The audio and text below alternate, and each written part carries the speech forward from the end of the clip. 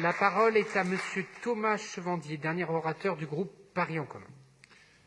Je vous remercie, Monsieur le maire, chers collègues.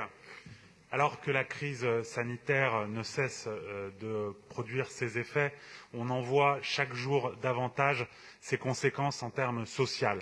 Celles-ci se matérialisent par de nombreux effets. Une augmentation du chômage, des faillites d'entreprises, des commerces qui ferment, des milliers de jeunes qui vont être bloqués durablement sur l'entrée du marché du travail. Et ce n'est là que la phase visible de cette crise-là. Mais derrière s'approchent d'autres crises, encore invisibles, mais néanmoins inexorables. Parmi elles, celle du logement. Cette crise du logement, c'est la conséquence pour de nombreux ménages, pour de nombreux foyers qui ne pourront plus payer leur loyer dans le parc privé et dans le parc social, qui ne pourront plus rembourser les échéances de leur emprunt. On a vu au lendemain du premier confinement une étude d'un institut qui s'appelle l'IRES, l'Institut de recherche économique et sociale, qui a relevé que alors près de 3 millions de ménages ont subi des pertes de revenus, mettant alors en danger leur capacité de payer un loyer ou de rembourser une échéance de prêt, s'ajoutant aux 4 millions de ménages qui étaient déjà dans des difficultés similaires avant la crise.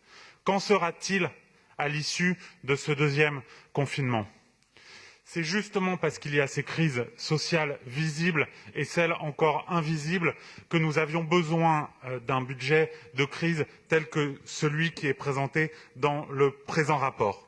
Le rapport témoigne de choix politiques forts dans un contexte très contraint. Le contexte, c'est celui d'une chute évidente des recettes qui est la conséquence à la fois de la pandémie, mais également du désengagement de l'État.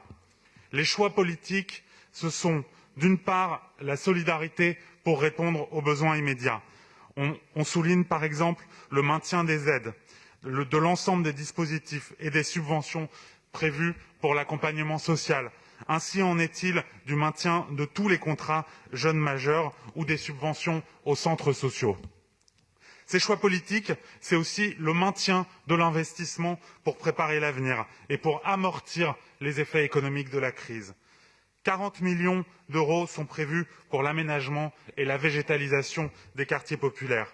Ils s'ajoutent d'ailleurs à l'ensemble des investissements votés dans le précédent plan de relance de la ville et également dans le plan de soutien voté lors du dernier Conseil de Paris en direction des bailleurs sociaux.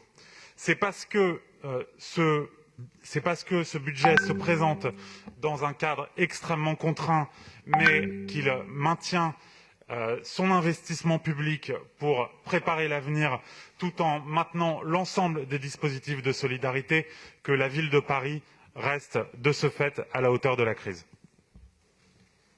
Merci beaucoup.